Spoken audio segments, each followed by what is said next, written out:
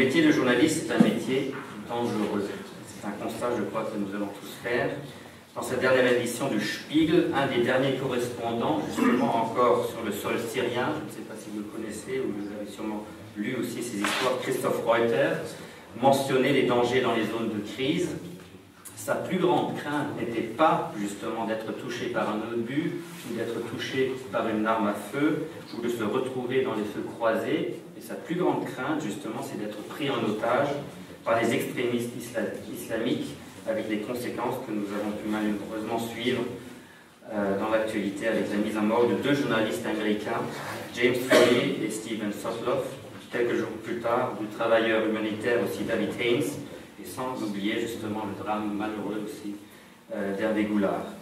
J'ai donc mentionné le journaliste, c'est un métier dangereux, mais le métier de caricaturiste justement ne l'est pas moins. Et bien qu'à première vue, on serait peut-être tenté de croire, derrière un ordinateur, derrière une feuille de papier, on n'est pas vraiment exposé au danger, mais c'est faux, en fait. Et le caricaturiste, lui aussi, est exposé à ces dangers, aux attaques, et on se souvient peut-être encore tous de cette histoire des caricatures de Mahomet qui avait fait le tour du monde, en fait, en 2006, si je ne m'abuse, et c'était Kurt Vestager, votre collègue danois, qui avait suscité de vives réactions dans une bonne partie du monde islamique. Aujourd'hui, Kurt Vestager ne peut plus vivre une vie normale, en fait.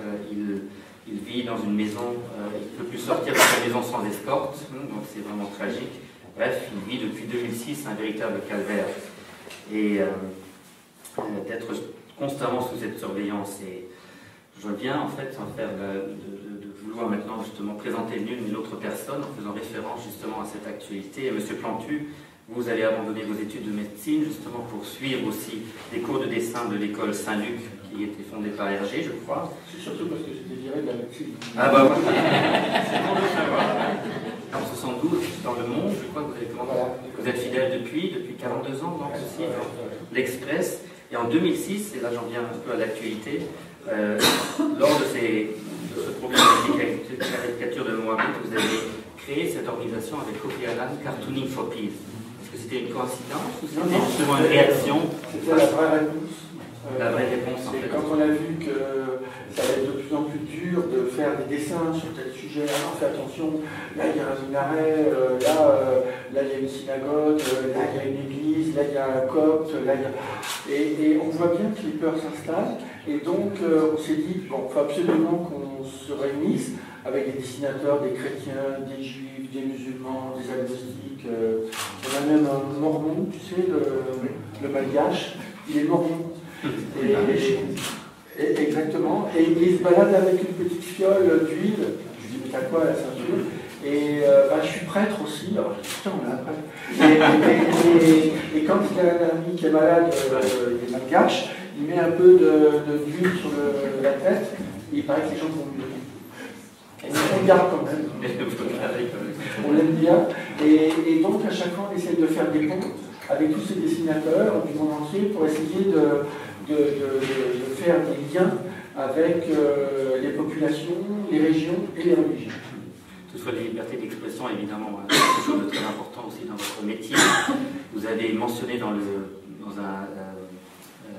un interview que vous avez donné aussi à notre journal qui a été publié hier aussi, vous dites la liberté d'expression et la manière de vivre de la culture est différente à Paris qu'à Bruxelles. Oui.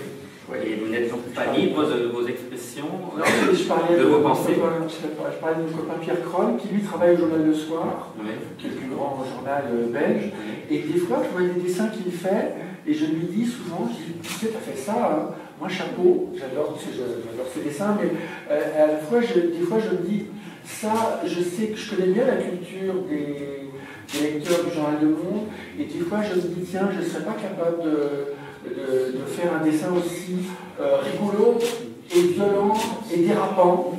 J'aime bien sa manière de déraper, et des fois on a une culture en France qui fait que ah non, ça tu touches pas. Et donc il faut pas, en France il faut éclairer les gens, il ne faut pas les éblouir. Si on les éblouit, on ne peut plus avancer. Par exemple, je dis juste un truc, mais par exemple, il n'y a pas très longtemps, j'ai fait un dessin pour dire que j'étais d'accord avec les jeunes quand qui veulent travailler le dimanche. Moi, je crois que c'était une autre, j'ai peut-être tort, hein, mais je croyais que c'était une opinion qu'on pouvait partager. Et je me suis rendu compte que je me suis fait engueuler, mais comme si j'avais craché dans la soupe, vous voyez. Je veux dire, monsieur Kroll, vous avez travaillé pour la radio en tant qu'animateur, vous avez illustré de maintes émissions télévisées à la TBF aussi, vous avez publié, encore maintenant, encore d'ailleurs, vous avez publié dans de nombreux périodiques, et aujourd'hui vous travaillez plus particulièrement justement pour le soir. Bref, vous êtes connu bien au-delà des frontières belges aussi, avec une telle notoriété. La question que moi je me pose, est-ce que vous ne provoquez pas la scission de la Belgique si vous publiez justement un dessin ou une caricature politique? Non, non, je ne veux pas être responsable de ça. Mais c'est une question plus difficile qu'il n'y paraît, parce que je vous répondrai que dans un certain sens, elle est déjà faite, la scission de la Belgique, du point de vue justement de tous ces points où nous intervenons, c'est-à-dire que j'ai une certaine notoriété, comme vous dites, en Belgique francophone. Du côté flamand, on me connaît assez peu, parce que les francophones en Belgique et les flamands ne lisent pas les mêmes médias, ne regardent pas la même télévision, n'ont pas les mêmes vedettes, les mêmes centres d'intérêt. Et nous sommes déjà deux pays d'un point de vue culturel beaucoup plus différents et séparés l'un de l'autre, la France et la Belgique francophone par exemple, peut-être que la Hollande et la Flandre de l'autre côté. Donc de ce point de vue-là, je veux dire que ce que je dessine moi en Belgique francophone n'a aucun impact en Flandre. Et nous, dessinateurs, comme dessinateurs, nous nous connaissons bien. Ça, par contre, je vous dirais que nous, ce que je veux dire n'est peut-être pas très politiquement correct, mais les dessinateurs flamands, que je connais à peu près tous, et qui sont à peu près tous des amis, et les dessinateurs francophones, nous utilisons beaucoup moins la caricature du peuple d'en face que ne le font nos hommes politiques, nos hommes et nos femmes politiques. Nous dessinons sur la politique, d'abord des liens, des hommes politiques, éventuellement des hommes politiques flamands, puisqu'ils se préoccupent aussi un peu de ce qui reste du gouvernement fédéral, donc de l'ensemble du pays, donc de moi aussi. Mais je ne me moque jamais du peuple de Flandre et des Flamands, c'est pas mon boulot et c'est pas mon envie. Et les dessinateurs flamands font la même chose.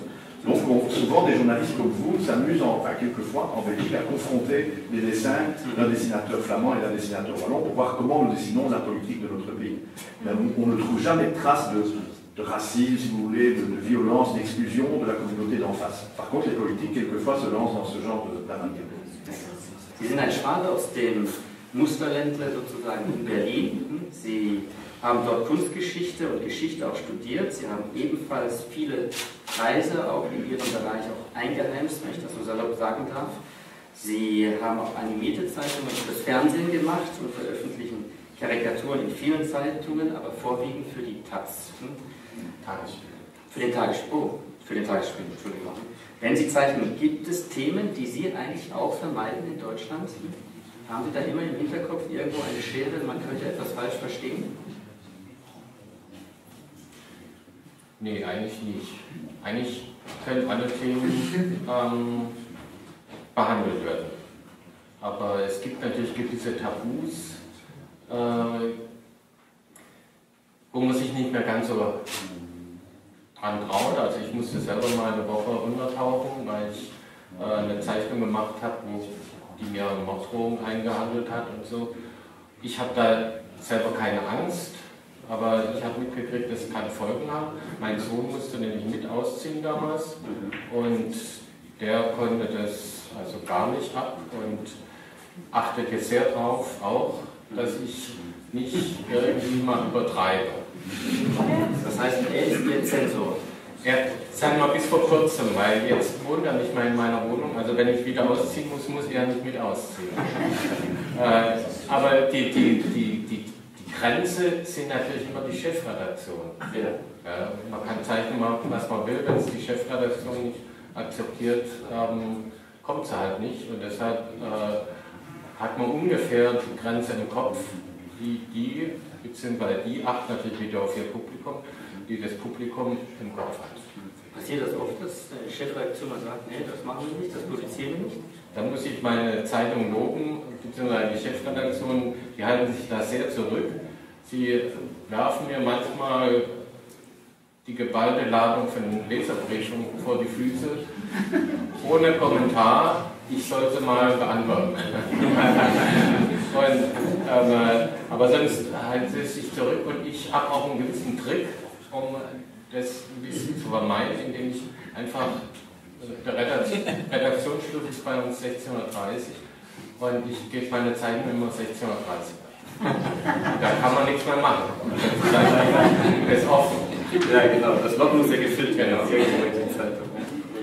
Vielen Dank. Also, wir gehen von Deutschland, gehen wir in die Niederlande.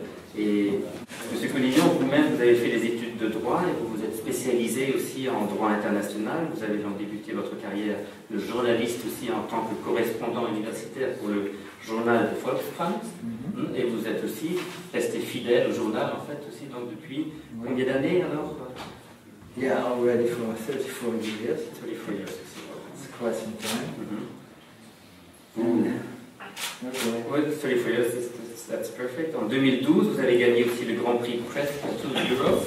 Yeah. Voilà. Vous connaissez donc parfaitement les implications de la politique internationale. Avez-vous l'impression de ne pas pouvoir dessiner vous aussi aux Pays-Bas tout ce que vous voulez? Aux Pays-Bas, on est encore plus libéral qu'ailleurs. Well, I recognize the tricks Klaus is using, and I always take care to have my cartoon ready as late as possible. But it's more for my own concern because there is not a habit in the Netherlands to stop a cartoon from publishing if the editors don't like it. We have a very liberal attitude towards that, with our main papers, of course. And I think it's more my responsibility. I mean, they treat me like they treat column writers, and they write on their own behalf, and they've learned after this long time that I make my cartoons on my own behalf. And if there is any commentary from the readers, it's always directed to me. There go letters to the editor-in-chief asking to make me resign the paper, because they go behind my back to the chief editor and try to get me expelled from the paper. But that hasn't worked so far, as I know. But there are in fact two groups that bother me as a cartoonist, but also as columnist the most.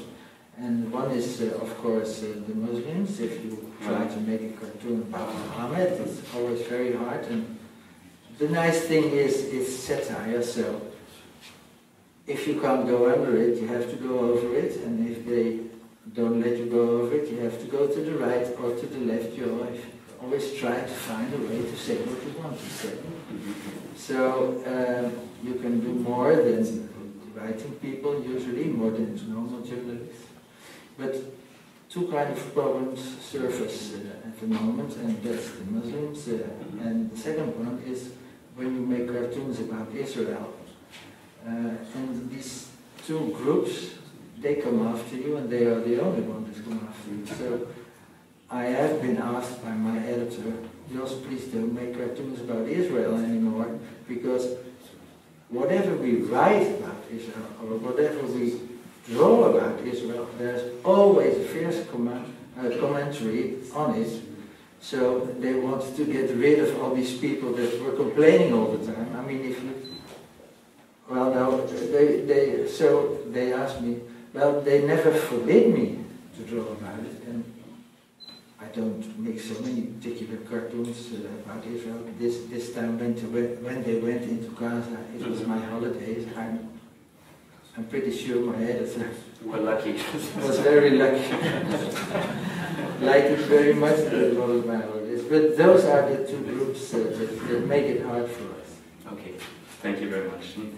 Bon, donc là, last but not least, du retour au bercail, nous revenons en Luxembourg, justement, j'ai le grand honneur aussi de vous présenter Florine Balaban, qui, au sein de notre rédaction, est aussi une grande personnalité que nous admirons et côtoyons aussi depuis 18 ans.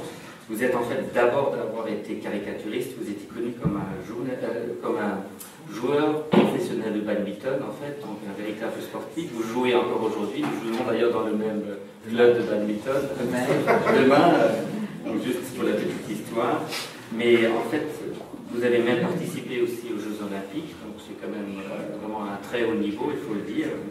Pas seulement au Luxembourg, qui est un tout petit pays, mais de participer pour son pays natal, qui est la Roumanie aussi, à ce niveau-là. Mais vous avez voué corps et âme aussi à la peinture et la caricature. Donc depuis assez longtemps, vous avez créé ici au Luxembourg le musée de la caricature à Vianden.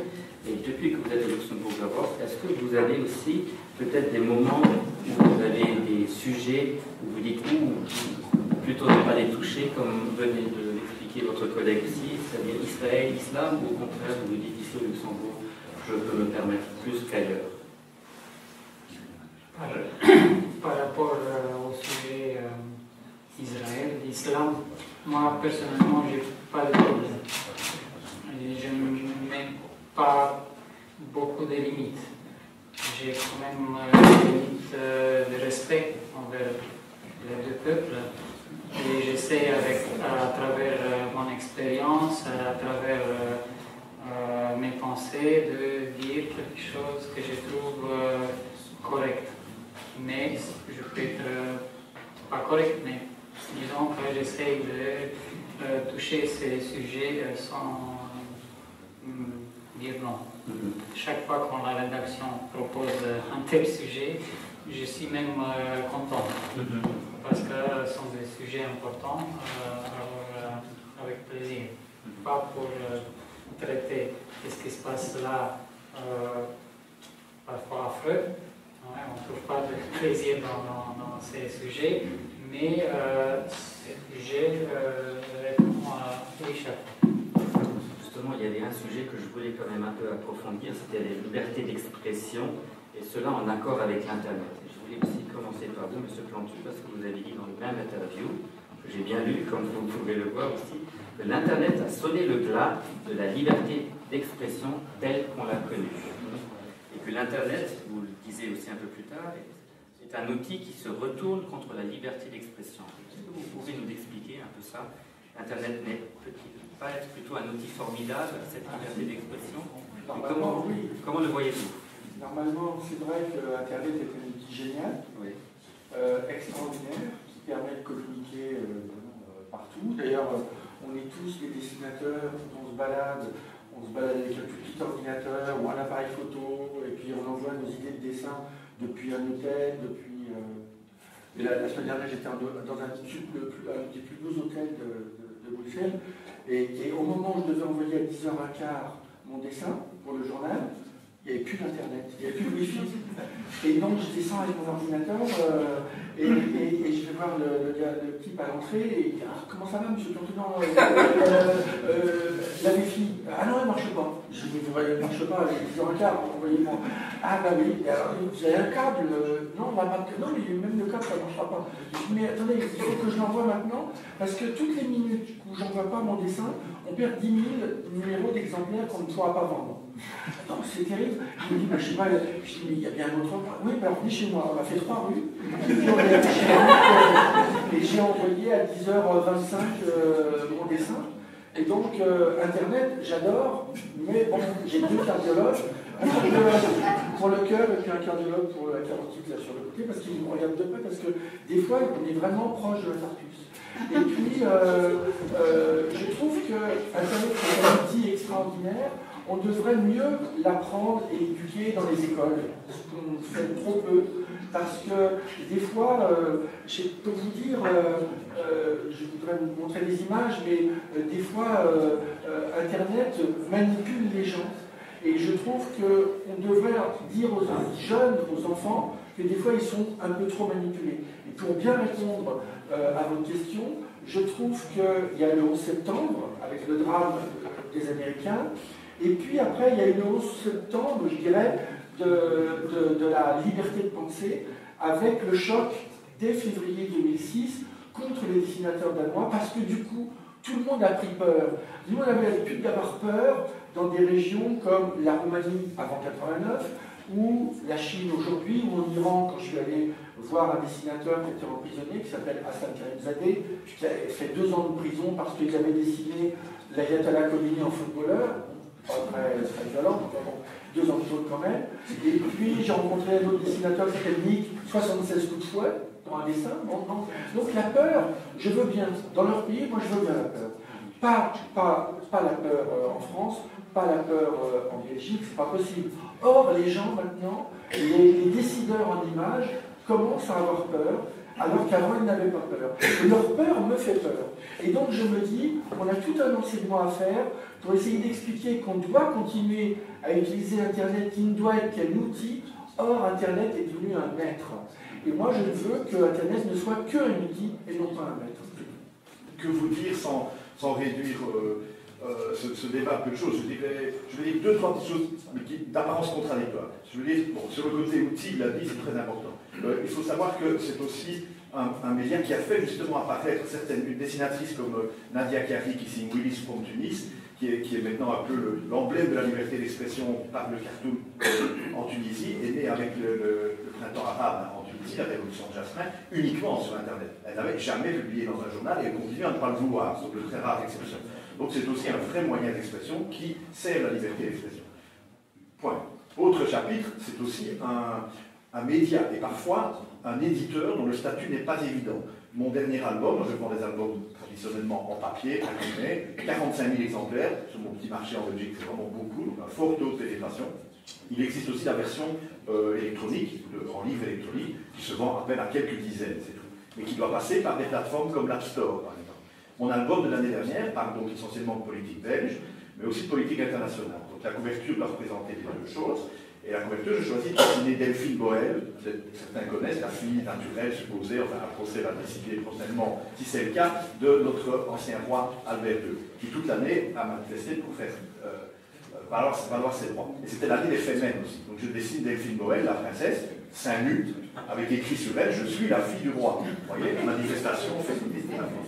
Par galanterie, j'envoie le dessin à Delphine Boel que je connais et tout. Donc du côté de la politesse, je sais me débrouiller tout seul. Mais au niveau de la diffusion mondiale, je ne sais pas le faire. Parce que l'App Store a interdit la diffusion de mon livre, qui n'est donc pas accessible, n'est pas en vente, nulle part au monde, ni au Luxembourg, ni à Bruxelles, en version électronique, parce que des Américains, quelque part, en Californie, ont trouvé ce dessin obscène. Ça, c'est l'Internet aussi. Alors dans sa version réseaux sociaux, c'est-à-dire Facebook, etc., qui là est une certaine menace pour nous dessinateurs de provoquer de l'autocensure. Parce que ce qu'a dit Joss Mignon et ça sont tout à fait exact, on le vit tout le temps avec le public, mais on le vit beaucoup plus vite, évidemment, avec les réseaux sociaux. Et ça peut jouer dans les deux sens. Moi, j'ai une page Facebook que suivent près de 100 000 fans. C'est beaucoup. Il n'y en a que 200 peut-être qui font des commentaires, systématiquement. Si je voulais suivre ces commentaires pour être encore un peu plus connu, pour vendre un peu plus de mes albums ou être plus populaire, je regarderais ce qui est chaque fois le plus liké, comme on dit. Et je tomberais dans le piège de faire des dessins qui disent tout le temps que mon Premier ministre est homosexuel, tous les autres des voleurs, que les Arabes sont trop nombreux en Belgique, vous voyez ce que je veux dire? Et ça marcherait très très bien. Donc j'évite de faire ça.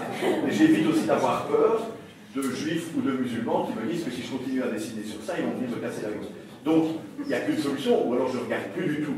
Je n'ai plus de page Facebook où je ne la regarde pas, je ne vis pas avec mon temps, ou bien je communique avec tous ces gens, mais je n'écoute pas ce qu'ils me disent. Voilà. Sehen Sie das auch so? Internet eine Fliegenfalle, in der man sich sehr schnell verführen lassen kann, oder ist das für Sie letztendlich tatsächlich auch eine Möglichkeit, Ihre Werke weltweit irgendwie zu verbreiten, auch über ein deutsches Publikum hinaus? Ja, es ist wie das meiste zweischneidig. Also das eine ist, es bringt wirklich unheimlich viel Erweiterung. Ich bin jetzt auch seit 1,5 Jahren bei Facebook, was ich eigentlich ablehne, aber man hat mir gesagt, mach das, du erreichst auch mehr Jugend und mehr Leute und so, und das habe ich auch gemacht. Aber der Nachteil ist, man bekommt eben lauter Kommentare, die muss man auch alle durchlesen. Weil wenn was Rassistisches drin ist oder sonst wie juristisch nicht ganz sauber ist man dafür verantwortlich. Also muss ich mir das alles reinziehen. Und das macht oft keinen Spaß und macht einem auch Druck. Man ist nicht mehr entspannt, man denkt trotzdem irgendwie drüber nach. Und ja, das ist die schlechte Seite. Und diese Verbreitung rund um die Welt, die habe ich eben damals erlebt, als ich da bedroht worden bin. Da hatten mich dann Islamisten aus Kanada oder Australien um Entschuldigung gebeten für eine Zeichnung, die sie nie gesehen hatten. Aber das war wie eine Welle, die um die Erde jagte und machte einem Angst und hat einem Druck gemacht. Und diese Entspannung früher, wenn man gesagt hat, man hat die Zeichnung zur Zeitung geschickt, jetzt habe ich meine Ruhe und vielleicht kommt irgendwann ein Leserbrief. Diese Entspannung gibt es nicht mehr. Das heißt, es ist ein anderer Rhythmus, man ist dann viel mehr unter Druck im Grunde. I use Facebook also, but not in that way. I use it for 60 people I really know and I really like to follow. So when I look on my Facebook page, I see what my friends are doing. So I really use it for friends. And in fact, I'm not so interested in what people say about me on the internet because I know there are so many name-calling persons. I had them on the newspaper site. And they put comments on under it, and there were very nice comments, but I really hated the way people were writing about my cartoons, which they didn't even understand, as far as I could see from their reactions. So I asked the paper to leave that away, and so they stopped the possibility of having comments on my cartoons. I like it much better than that. You know, I don't feel really as a cartoonist for peace. I feel more like a cartoonist for fierce debate, a fierce Jerry Paxman-like debate, and that is my fate also. People treat me as a debater, which is all right by me, but it's too much name-calling, it's too much having their judgment ready in advance, and too many people don't try to see what I am saying, but are fired by the subject on its own, by the topic of the cartoon, and they want to let know in very bad terms what they think about it. That's all right with me, but not under my cartoon. So it's. I think in general we always thought and hoped that internet would make people smarter. But the dumbest things you can find on internet, and too many people are following the most stupid things they find on the internet. In the medical world, for example, but also in the world of opinion and of making opinion. So I am afraid that the internet hasn't really helped us in developing a better world so far. But I'm very optimistic it will come. But it'll need to survive the youth problems of internet. Florine, toi qui es donc d'origine roumaine, tu as eu en fait depuis ta naissance, en fait, tu connaissais aussi le régime totalitaire, tu connais en fait ce que ça veut dire aussi d'être dans un régime sous l'oppression en quelque sorte. Tu as quitté ton pays natal aussi, et donc pour toi les libertés d'expression, ça doit être justement quelque chose qui a une très grande valeur aussi pour toi. Et est-ce que tu n'as pas observé aussi au Luxembourg qu'il y a parfois des contraintes de cette liberté d'expression? Il faut savoir quoi faire avec. Parce que si on a juste la liberté comme ça, pour dire toujours tout et n'importe quoi, ça ne sert pas à grand-chose, cette liberté. Si j'ai fait l'expérience un peu pour regarder en arrière dans mon pays, le regard des gens vers la liberté, c'était quelque chose d'idyllique. C'était quelque chose qu'on a voulu avoir, mais ensuite on n'a pas vraiment su le toucher, l'apercevoir. Oui, parler, oui, on peut dire tout maintenant, mais bon, il faut savoir quoi dire, parce que bon, c'est connu, on peut rire de tout, mais pas avec tout le monde. Il faut savoir à qui tu t'adresses, qui est l'homme d'en face. Est-ce qu'il va accepter qu'est-ce que tu vas lui dire? Alors, oui, la liberté d'expression, c'est bien. Et bon, il faut se mettre soi-même des limites. Je pense à Chapak, qui est un dessinateur suisse qui travaille pour le journal Le Temps et puis pour le New York Times. Lui, il se moque beaucoup des banques en Suisse. Mais vraiment, je suis étonné des fois, il fait des dessins. Et toi, par exemple, si tu as envie de te moquer des banques luxembourgeoises, tu peux le faire? Je travaille essentiellement la politique internationale et alors je travaille plutôt sur les banques suisses. Ich gehe auf Sie, Herr Stutmann, vielleicht ein. Im Kontext eben dieser deutsch-französischen Freundschaft, welche Rolle gehört oder gebührt der Karikatur in dem Fall? Wie würden Sie denn das beschreiben, aus der Sicht des Deutschen? Das verstehe ich nicht. Nein, also die Frage, worauf ich abziele, geht eigentlich mehr darauf, dass ich wissen möchte, inwieweit die Karikaturen, die man im Laufe der letzten 50 Jahre eigentlich gemacht hat, förderlich waren für die Freundschaft oder haben sie eigentlich manchmal eher einen Graben gemacht? Also insofern hat das einen Sinn, so eine Ausstellung zum Beispiel. Nee, ich würde eigentlich meinen, dass es keinen Graben gemacht hat, weil einfach schon, dass man sich damit befasst und ist einfach eine Sympathiewerbung, eine gegenseitige, und da gibt es natürlich auch Kritik, aber das ist so, wie wenn man sich neckt und sich liebt. Also sehe ich eigentlich dieses Verhältnis, das ist so gewachsen, zumindest soweit ich da zurückgucken kann. Und nee, das ist eine wunderbare Ausstellung. Und inhaltlich könnte da Herr Fekl da sicherlich noch viel Besseres dazu sagen. Man muss ja sagen, im Laufe der Geschichte hat man die Karikaturen ja auch benutzt, um Feindbilder ja gerade zu beschreiben und auch zu unterstreichen. Heute hat es dann eine andere Bewandtnis. Heute ist die Karikatur, um Probleme aufzugreifen und diese zu pointieren. Ja. Monsieur Plantu, vous le voyez aussi comme ça dans le contexte justement du couple franco-allemand. Comment pourriez-vous décrire justement cette relation au niveau maintenant, au niveau de cette coopération franco-allemande? Est-ce que la caricature a-t-elle fait pour de rapprocher plus les deux peuples?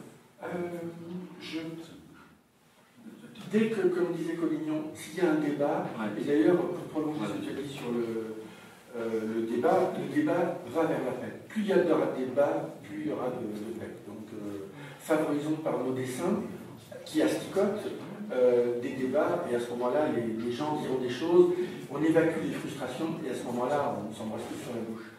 Mais avec l'Allemagne, je trouve, et c'est grâce à mon ami Walter Fugel, que je connais depuis 30 ans à Berlin, et qui m'a demandé il y a quelques années de venir dans mon journal au Monde et de prendre tous mes dessins sur le franco-allemand depuis 40 ans. Et en fait, grâce à ton travail, ça m'a permis de comprendre à quel point j'aimais l'Allemagne. Et je ne savais pas à quel point j'aimais l'Allemagne. Alors, je m'en doutais un peu, mais c'est vrai que j'ai jamais fait de dessin du tout anti-allemand. Et quand je vois, j'ai un dessinateur que j'aime beaucoup en France, qui s'appelle Tim, et que j'aime beaucoup les bords, mais je l'aimais beaucoup, il travaillait au Journal de l'Express, et il y a un dessin qu'il a fait, il l'a fait souvent d'ailleurs, il a reproduit le casque à pointe. Et moi, j'ai jamais ressenti le besoin de dessiner l'Allemagne en ressortant les casques à pointe, le pas de doigt, des trucs comme ça, j'en ai un peu marre. Et en fait, c'est intuitif, sans le faire exprès. Et c'est quand j'ai regardé le bouquin que Walter a fait avec Andreas, qui est notre éditeur berlinois, qui est ici, et que je remercie, et là je remercie tout le monde d'ailleurs de nous donner l'occasion, de nous Européens, de se retrouver ici à Luxembourg pour parler finalement d'un amour d'Europe. Même si on asticote l'Europe, et en fait derrière tout ça, on aime l'Europe, et bien finalement, je me suis rendu compte que j'étais un amoureux de l'amitié franco-allemande, et quand je vois dans l'exposition les dessins de ce qu'on appelle les accords de la conférence de Reims, la conférence je sais comment ça s'appelle, et de 58 avec Adenauer et puis De Gaulle, et bien on est vraiment... L'Élysée en 63, vous le dites. Les accords de l'Élysée, exactement. Et bien on s'aperçoit qu'il y avait sans le faire exprès, comme M. Jourdain dans la pièce de Molière qui ne sait pas qu'il fait de la prose, et bien j'ai prolongé sans faire exprès, sans connaître Adenauer ni connaître De Gaulle, parce que c'est avant, et finalement j'ai prolongé l'application de ce pont qu'on construit depuis 1945, depuis 1958, et avec les Allemands. Et finalement, je suis porté par cet élan-là, à tel point que, grâce à Bruxelles, que j'asticote régulièrement, quand je dis Bruxelles, c'est pas toi, c'est les autres, c'est pas le wifi non plus, c'est la commission qui vous émerde des fois, et même alors qu'on en a besoin. Moi, je suis un amoureux aussi du Parlement européen, même si je suis énervé par le fait que, par exemple, pourquoi les Allemands, encore une fois, ils font des leçons, parce qu'ils sont toujours présents, et nous, les députés européens, ne sont jamais présents. Il y a un truc qui ne va pas. Et à chaque fois, c'est les Allemands qui nous font la leçon, mais ils ont raison. Je ne sais pas pourquoi les Français, ils viennent. Heureusement que je suis dessinateur, parce que je m'énerve tout le temps. Et à chaque fois, je me dis, arrête, calme-toi, fais un dessin. Et donc, je fais un dessin, je me calme. Et je prépare dans 2 ans, avec les responsables de Bruxelles, une rencontre de 28 dessinateurs représentant les 28 pays de l'Union européenne pour dire et continuer à asticoter la Commission, à asticoter les gouvernants, faire tout ce qu'on fait habituellement, et finalement dire quelque part dans leurs images de ces 28 dessinateurs, dire pourquoi et combien on est amoureux de l'Europe, et pourquoi on le fait, et pourquoi on doit continuer à dire que depuis 1945, il n'y a pas la guerre, tout simplement parce qu'on a fait d'abord la Commission, la Communauté européenne, l'Union européenne, et finalement, et si Poutine a piqué la Crimée, et qu'il n'a pas piqué la Pologne, c'est parce que dès 89, tout de suite, on est dit aux Romains, aux Polonais, venez avec nous, et finalement, Poutine n'a pas mis la main sur la Roumanie. Et vous n'auriez pas un dessinateur de moi en forceur. Quelle est la vision justement de la Belgique et peut-être des Pays-Bas aussi sur ce couple franco-allemand? Comment voyez-vous justement, en tant que caricaturiste, ce couple franco-allemand? Alors nous, on les regarde on regarde ce couple un peu comme des voisins. De l'autre côté de la haie, on regarde 2 maisons un peu plus grandes, où ils ont l'air de faire des choses ensemble. Et ça nous permet justement, alors là, comme caricaturiste, de dessiner des choses qui ne sont pas, justement, je ne prends pas le risque pour lui de cracher dans la soupe quand il caricature la France ou lui l'Allemagne. Ce sont deux voisins. Et c'est tellement parfois pertinent, je n'ai pas dit spécialement moi, mais ce regard comme ça extérieur, que j'ai déjà illustré 2 ou 3 fois des bases de la chaîne Arte, la chaîne franco-allemande, où ils n'invitaient pas un caricaturiste allemand ou français, mais le belge, en se disant, oui, ce qu'il va faire sera sans doute plus neutre, pas plus gentil pour autant. Donc voilà, c'est ce regard extérieur. Et puis alors un regard, je dirais, très européen. Vous savez que la Belgique est quand même vraiment dans les pays fondateurs et au centre de l'Europe, puisqu'il appelle même l'Europe Bruxelles, qui nous ennuie très souvent, parce que c'est toujours fort régional. Et donc, j'ai un regard aussi très européen, je suis très européen, et je partage absolument tout ce qu'il a dit. Ce qui est difficile, c'est que nous, les caricaturistes, on met toujours le doigt sur les choses qui ne vont pas bien, ou même quand les choses vont bien, on s'en moque avec un peu de gentillesse. Sinon, c'est pas drôle ce qu'on fait. Sinon, ça devient de la propagande. Si nous, ici, on se met à faire des dessins pour dire l'Europe, c'est formidable, ils n'amuseront personne, et vous voyez ce que je veux dire. Et donc, moi, j'ai été le commissaire aussi un jour, c'est pas vraiment mon boulot, d'une exposition à Paris, au centre Wallonie-Bruxelles à Paris, qui est un peu l'ambassade culturelle de la partie francophone de la Belgique, sur le thème de l'Europe. Le titre, je ne l'avais pas choisi, c'est la faute à l'Europe, puisque c'est toujours ce que disent la faute à Bruxelles, c'est ce que disent toujours les Français. Eh bien, on a sélectionné, on n'a pas pris 28 dessinateurs existants, on a cherché dans l'histoire depuis le traité de Rome, si c'est un autre traité, l'existence de l'Europe, des dessins qui ont été faits par des dessinateurs de tous les pays européens et de quelques voisins aussi, suisses ou américains, et qui parlent de l'Europe. Et puis, mettons tout ça, c'était très amusant, mais on s'est dit, mais tout ça est extrêmement critique, on allait de dire que rien ne va dans le monde, alors que le message de l'exposition était vraiment le contraire. Et on a misé sur l'intelligence du visiteur pour se dire, c'est pas une exposition pour démolir l'Europe, sinon il ne l'aurait pas faite. C'est une exposition pour dire, il y a de la liberté d'expression en Europe, et tant qu'on critique, tant qu'il y a un débat sur, je ne sais pas, le présentéisme et l'absentéisme des députés, ou sur les dépenses, sur tout ce que vous voulez, ça fait vivre l'Europe. Donc c'est comme ça, nous, dessinateurs belges, je crois que je parle même pour mes confrères, que nous regardons et l'Europe et le couple franco-allemand, qui en est l'axe majeur. We need both France and Germany and Europe, so, but on the other hand, it's and Paarlauf Pas de deux. And me as a Dutch cartoonist, I feel strongly I'm the third person in pas de deux. That's a very tricky position. Florine, toi qui vis au Luxembourg, le Luxembourg qui se veut toujours médiateur entre les deux grandes nations ici, tu le vois la même chose aussi sur le point de vue caricatural? Oui, l'Europe est positive si on regarde l'histoire et espérons que ça va continuer. Et l'intégration sera encore meilleure qu'avant. Et je me réjouis également du côté des nouveaux pays, la Roumanie et les autres, avec tous leurs problèmes, espérons qu'ils seront membres de cette conglomérat. Et bien sûr, la France et l'Allemagne, à cause de leur poids aussi historique, mais aussi économique et tout ça, bien sûr, c'est important et il faut, même si on ne doit pas être forcément jaloux de leur leadership, mais il faut comprendre et essayer de mettre encore du sel à côté pour que le repas franco-allemand soit plus riche et avec eux, on vivre en paix et en sécurité.